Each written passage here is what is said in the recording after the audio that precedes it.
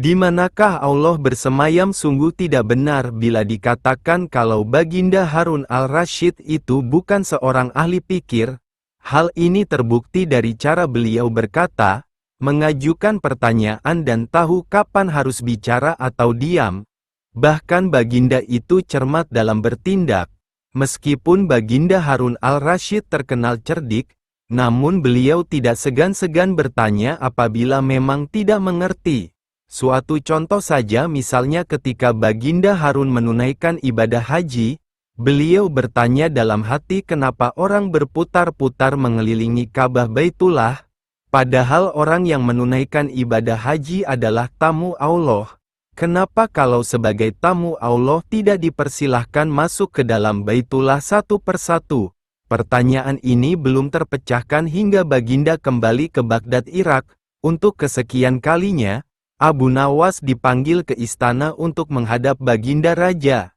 Kemudian Baginda bertanya, "Wahai Abu Nawas, apakah arti Ka'bah Baitullah, Ka'bah rumah Allah, Paduka yang mulia?"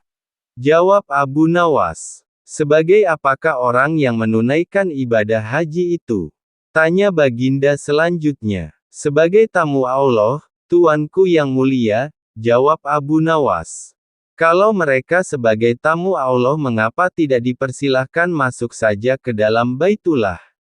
Tanya Baginda lagi. "Baitullah hanyalah sebagai lambang," kata Abu Nawas. "Kalau begitu di manakah Allah bersemayam?" Tanya Baginda ingin tahu. "Di dalam hati orang mukmin," jawab Abu Nawas. Karena tidak ada suatu ruang yang bagaimanapun luasnya mampu menampung zat Allah kecuali hati orang mukmin. Qalbul mukmin Baitullah, hati orang mukmin adalah rumah Allah, jawab Abu Nawas menjelaskan. "Mengapa Baitullah dijadikan kiblat?" Tanya Baginda. "Untuk memudahkan pemahaman orang awam, Paduka yang mulia," kata Abu Nawas. "Baitullah itu terlihat mata. Dari itu salat syariat kiblatnya adalah Baitullah, yang waktunya ditentukan dan dengan bacaan tertentu pula. Sedangkan salat tarikat kiblatnya hati, waktunya bisa setiap saat dan bacaannya zikir kepada Allah," Abu Nawas menjelaskan. Detektor jantung. Suatu ketika saat Abu Nawas sedang berpergian di negara tetangga bersama temannya, tiba-tiba saja ada kabar tentang putra mahkota kerajaan tetangga tersebut yang jatuh sakit. Dan dari kabarnya, sudah banyak tabib yang didatangkan tapi tak seorang pun mampu menyembuhkannya.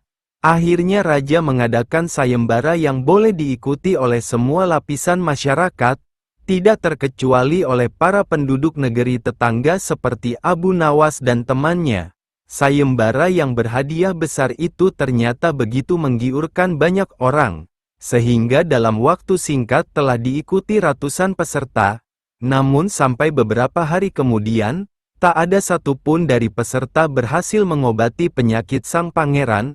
Melihat hal itu, Abu Nawas tergoda untuk mengikuti sayembara itu, menyuruh temannya mendaftarkan diri. Temannya yang tahu bahwa Abu Nawas bukan tabib, mula-mula menolak untuk mendaftarkan diri. Namun karena terus didesak, akhirnya ia mendaftarkan nama Abu Nawas sebagai juru sembuh untuk mengikuti sayembara. Namun kedatangan Abu Nawi dan Tomo Ervis Usva tidak membawa Nawas dan temannya yang tidak membawa peralatan medis apapun, mencengangkan pihak kerajaan tetangga dan para tabib yang lain. Ketika Abu Nawas dan temannya dipersilahkan memasuki kamar sang putra mahkota, ia mencoba mengamati kondisinya.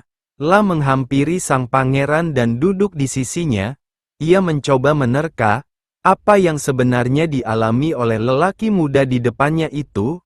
Setelah berpikir sejenak, Abu Nawas berkata kepada raja, "Saya membutuhkan seorang yang di masa mudanya sering mengembara ke pelosok negeri Anda." Maka segera orang tua yang diinginkan Abu Nawas didatangkan. Lalu Abu Nawas berkata kepadanya, "Sebutkan satu persatu nama-nama desa di daerah selatan." Maka orang tua itu menuruti apa yang diperintahkan Abu Nawas. Dan ketika orang tua itu menyebutkan nama-nama desa bagian selatan, Abu Nawas menempelkan telinganya ke dada sang pangeran. Kemudian Abu Nawas memerintahkan agar menyebutkan bagian utara, barat, dan timur. Setelah semua bagian negeri disebutkan, Abu Nawas bertanya kepada sang raja, apakah beberapa hari sebelumnya, putra mahkota sering pergi ke daerah utara negeri Paduka? Benar, memangnya kenapa? Lalu Abu Nawas membisikkan sesuatu kepada pangeran dan kemudian menempelkan telinganya ke dada pangeran. Sang raja heran dengan apa yang dilakukan Abu Nawas. La pun bertanya, apa yang sedang kamu lakukan? Saya tengah memasang detektor untuk mendeteksi denyut jantung putra Paduka, jawab Abu Nawas. Detektor apa itu? Tanya raja keheranan. Apakah yang mulia menginginkan sang pangeran hidup? Tanya Abu Nawas. Apa maksudmu? Raja balas bertanya. Di telinga hamba ada detektor asmara yang bisa menerka denyut jantung orang-orang yang tengah jatuh cinta. Dan menurut detektor yang hamba miliki itu, sang pangeran sekarang ini sedang jatuh cinta pada seorang gadis desa di sebelah utara negeri ini. Abu Nawas menjelaskan, bagaimana kau tahu? Itu karena hamba memiliki detektor asmara Paduka. Bagaimana kau menggunakannya? Hamba bisa mendeteksi penyakit itu dari nama-nama desa di seluruh negeri ini. Saat si pengembara tadi menyebutkan nama sebuah desa, tiba-tiba degup jantungnya keras ketika mendengarkan nama sebuah desa di bagian utara negeri ini. Dan sang pangeran tidak berani mengutarakannya kepada Baginda. Lalu apa yang harus aku lakukan? Tanya raja. Mengawinkan pangeran dengan gadis desa itu? Kalau tidak, tawar raja ragu-ragu, cinta itu buta. Bila kita tidak berusaha mengobati kebutaannya, maka dia akan mati. Tentu saja saran Abu Nawas tidak bisa ditolak oleh sang raja. Demi kelangsungan kerajaannya, bagaimanapun sang pangeran adalah putra satu-satunya yang akan mewarisi kekuasaannya. Dan bergembiralah sang pangeran karena begitu mendengar persetujuan darinya, sang pangeran berangsur-angsur pulih. Dengan demikian, Abu Nawas dan temannya berhak mendapatkan hadiah yang besar.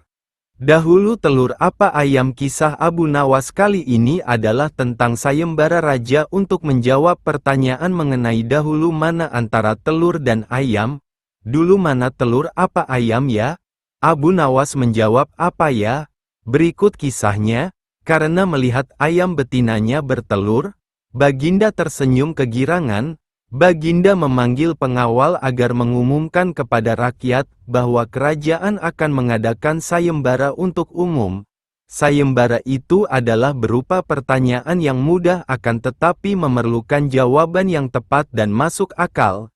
Barang siapa yang bisa menjawab pertanyaan itu, maka akan mendapat imbalan yang sangat menggiurkan, yaitu 1 pundi emas. Akan tetapi bila tidak bisa menjawab maka akan dihukum.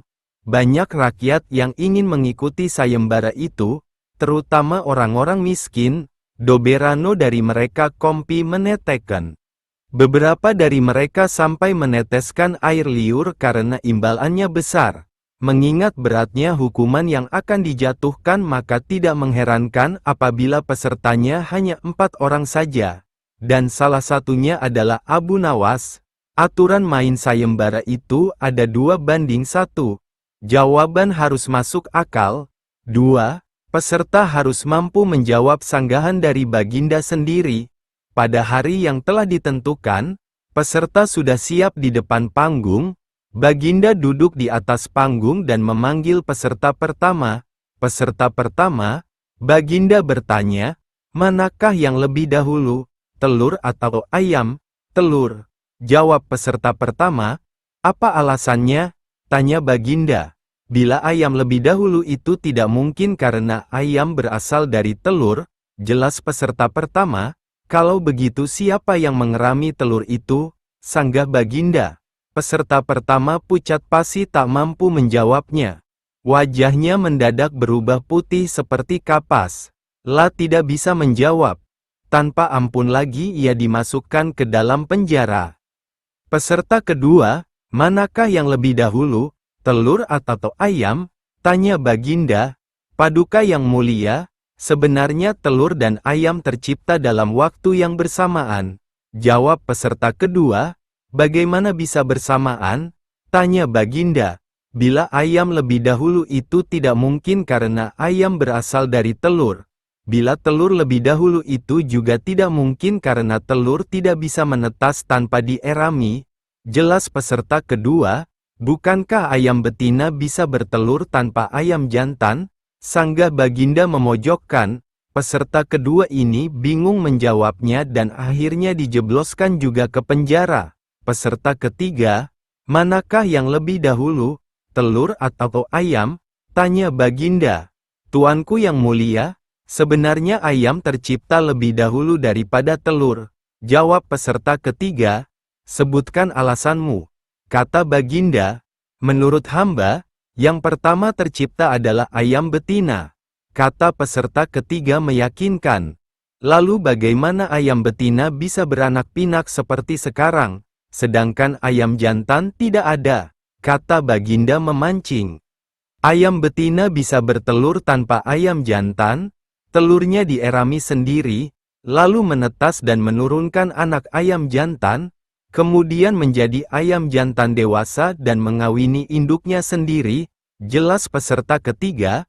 Bagaimana bila ayam betina mati sebelum ayam jantan yang sudah dewasa sempat mengawininya? Sanggah Baginda. Peserta ketiga pun tidak mampu menjawab sanggahan dari Baginda.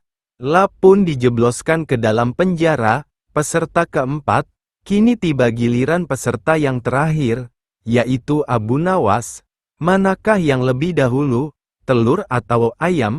Tanya Baginda. Yang pasti adalah telur dulu, baru ayam. Jawab Abu Nawas. Coba terangkan alasanmu secara logis.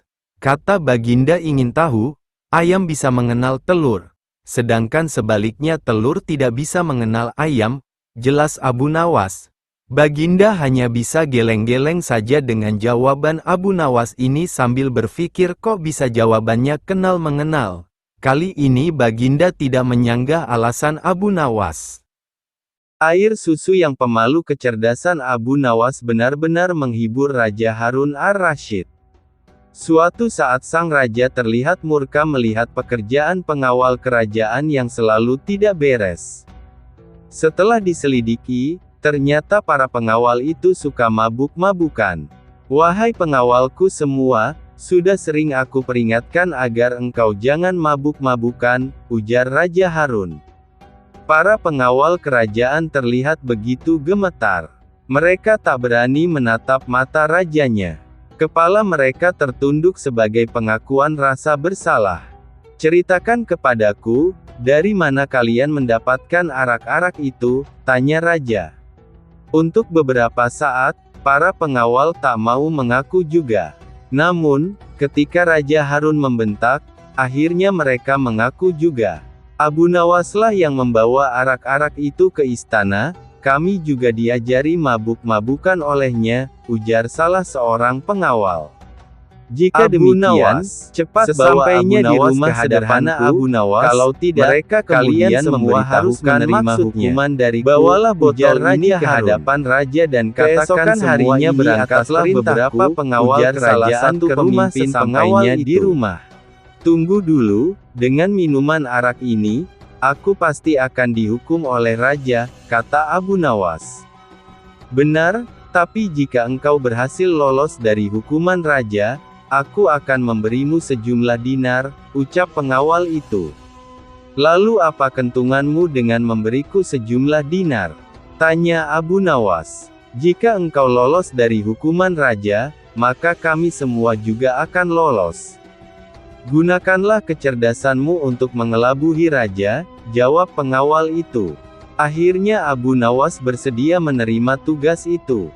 Dengan memegang sebotol arak berwarna merah, ia menemui Raja Harun. Wahai Abu Nawas, apa yang engkau pegang itu? Tanya Raja Harun. Dengan gugup Abu Nawas menjawab, ini susu Baginda, rasanya enak sekali, jawab Abu Nawas sekenanya. Bagaimana mungkin air susu berwarna merah? Biasanya susu kan berwarna putih bersih, kata Raja Harun keheranan sambil mengambil botol yang dipegang Abu Nawas. Betul Baginda, semula air susu ini berwarna putih bersih. Saat melihat Baginda yang gagah rupawan, ia tersipu-sipu malu, dan menjadi merah merona, jawab Abu Nawas. Yang mencoba mengambil hati Raja Harun dengan menyebutnya seorang rupawan. Mendengar jawaban Abu Nawas, Baginda pun tertawa dan meninggalkannya sambil geleng-geleng kepala. Raja Harun sebenarnya tahu bahwa yang di dalam botol itu adalah arak, namun karena penyampaian Abu Nawas yang membanggakan hati, ia tidak memberikan hukuman kepada Abu Nawas. Baiklah, untuk kalian semua aku maafkan, akan tetapi jika kalian ulangi lagi, maka hukumannya akan berlipat ganda, titah sang raja. Akhirnya Raja Harun ar-Rasyid juga memberikan ampunan kepada para pengawal. Abu Nawas juga mendapatkan hadiah sejumlah beberapa dinar dari para pengawal, karena telah berhasil melaksanakan misinya. Nah, demikian sedikit hiburan cerita Abu Nawas, yang mencoba mengambil hati Raja Harun dengan menyebutnya seorang rupawan. Mendengar jawaban Abu Nawas, Baginda pun tertawa dan meninggalkannya sambil geleng-geleng kepala. Raja Harun sebenarnya tahu bahwa yang di dalam botol itu adalah arak, namun karena penyampaian Abu Nawas yang membanggakan hati, ia tidak memberikan hukuman kepada Abu Nawas. Baiklah, untuk kalian semua aku maafkan, akan tetapi jika kalian ulangi lagi, maka hukumannya akan berlipat ganda, titah sang raja. Akhirnya Raja Harun ar-Rasyid juga memberikan ampunan kepada para pengawal. Abu Nawas juga mendapatkan hadiah sejumlah beberapa dinar dari para pengawal, karena telah berhasil melaksanakan misinya. Nah, demikian sedikit hiburan cerita Abu Nawas. Belajar dari buah arbei. Kisah Abu Nawas kali ini tentang renungan. Ya, renungan tentang seputar buah yang bernama buah arbei melawan buah labu.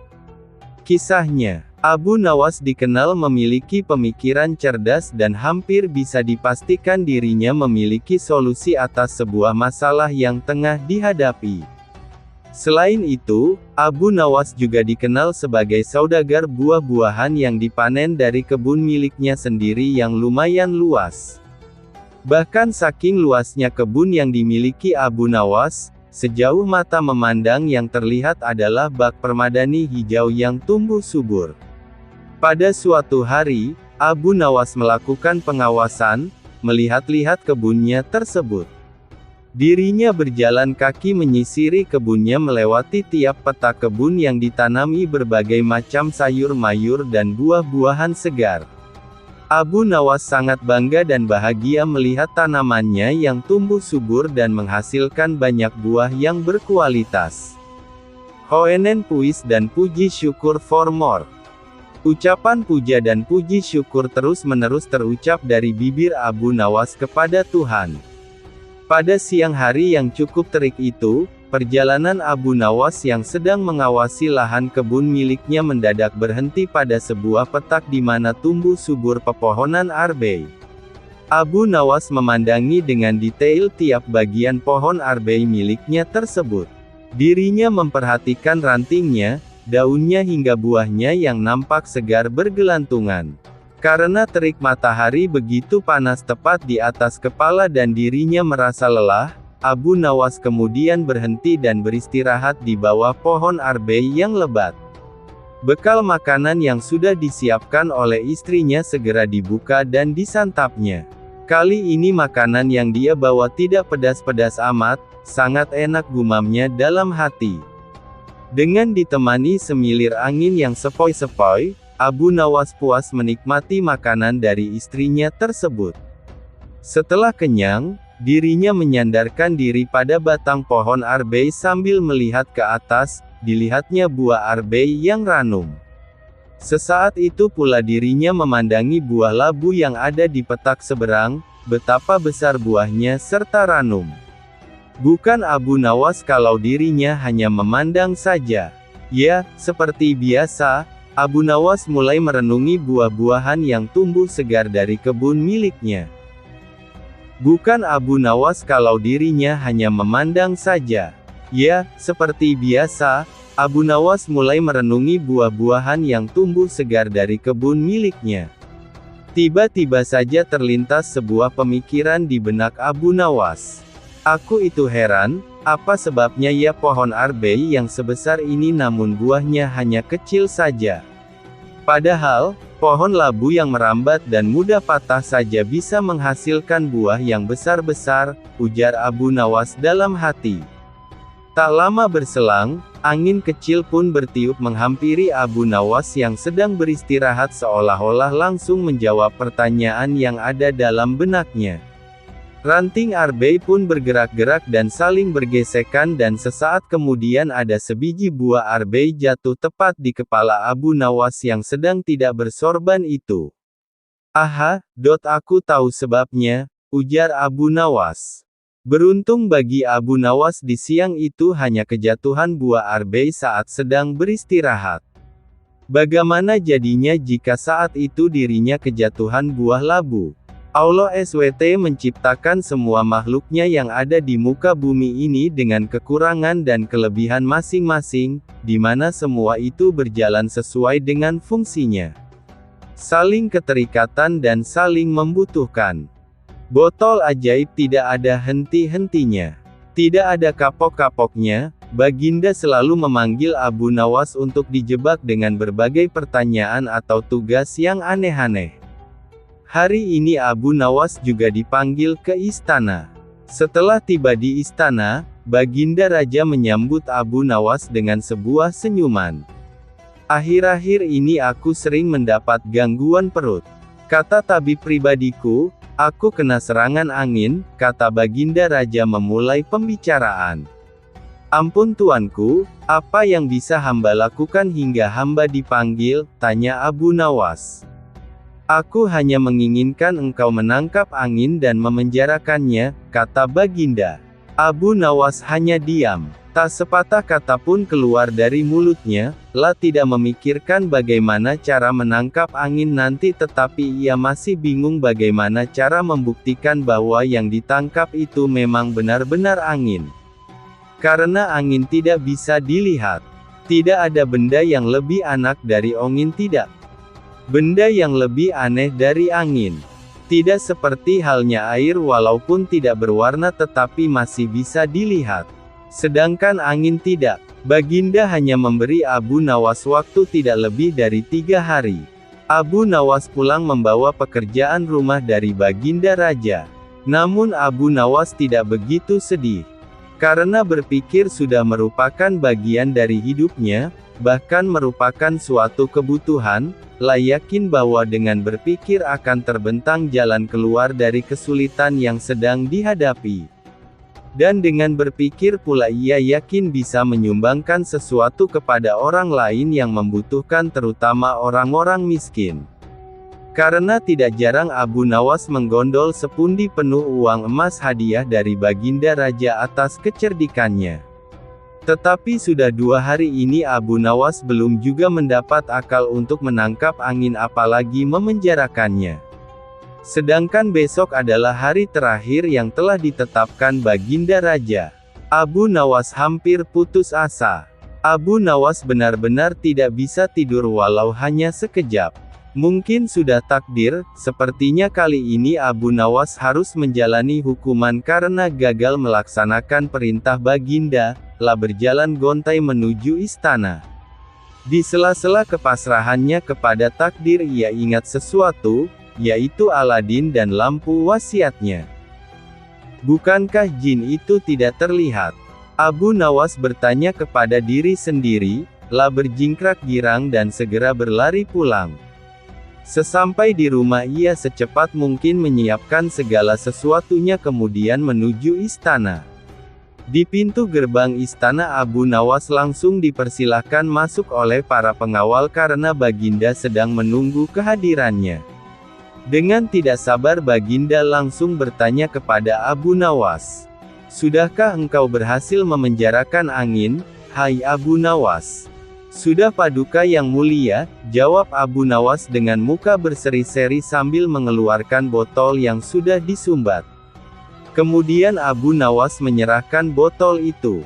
Baginda menimang-nimang botol itu. Mana angin itu, hai Abu Nawas? Tanya Baginda. Di dalam, Tuanku yang mulia, jawab Abu Nawas penuh takzim. Aku tak melihat apa-apa, kata Baginda Raja.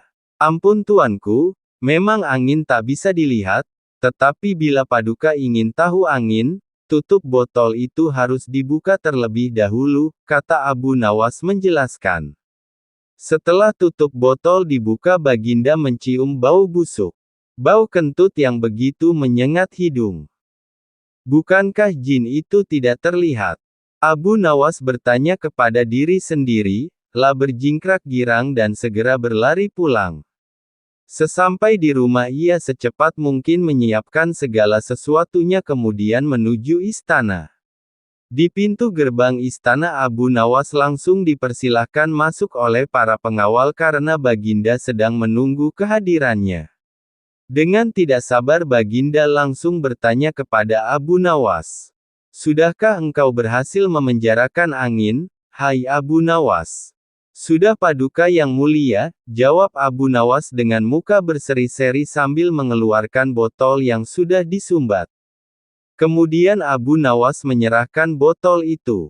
Baginda menimang-nimang botol itu. Mana angin itu, hai Abu Nawas? Tanya Baginda. Di dalam, Tuanku yang mulia, jawab Abu Nawas penuh takzim. Aku tak melihat apa-apa, kata Baginda Raja.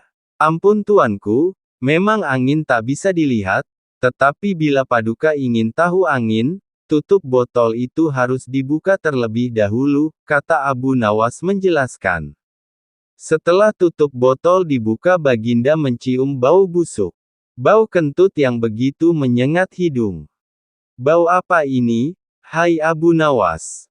Tanya Baginda marah. Ampun Tuanku yang mulia, tadi hamba buang angin dan hamba masukkan ke dalam botol. Karena hamba takut angin yang hamba buang itu keluar maka hamba memenjarakannya dengan cara menyumbat mulut botol, kata Abu Nawas ketakutan. Tetapi Baginda tidak jadi marah karena penjelasan Abu Nawas memang masuk akal. Dan untuk kesekian kali Abu Nawas selamat.